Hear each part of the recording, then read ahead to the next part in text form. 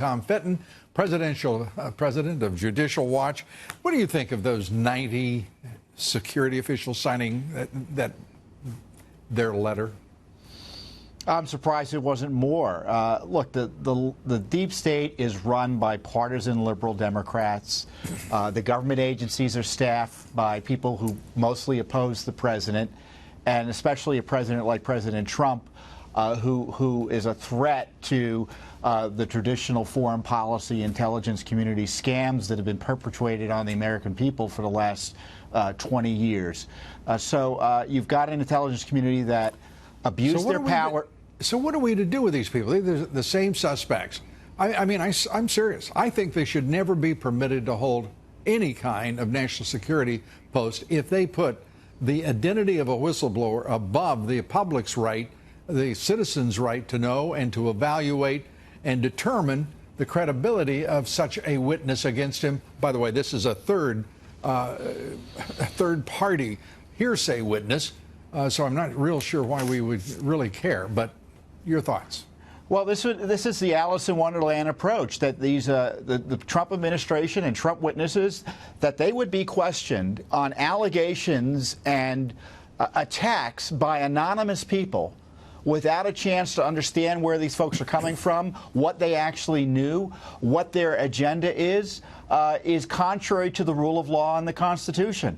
And just because impeachment's in the Constitution doesn't give politicians in the House the right to abuse the rule of law, abuse the Constitution, to use anonymous complaints to bring people in and put them under oath and put them at risk of jail if they lie, without the ability to figure out what am I being asked about. You can have, and these are not whistleblowers, Lou. I work with whistleblowers. I know whistleblowers. They've been friends of mine. These are no whistleblowers. This is a palace coup targeting the president. And so what should the president do? Because let's go to that. I would demand you've got Adam Schiff, who is a documented and long-term liar, running the impeachment inquiry through his committee into intelligence. Nancy Pelosi lying about what in the world Schiff had said. There is no credibility on the part of the leadership of the radical Dems.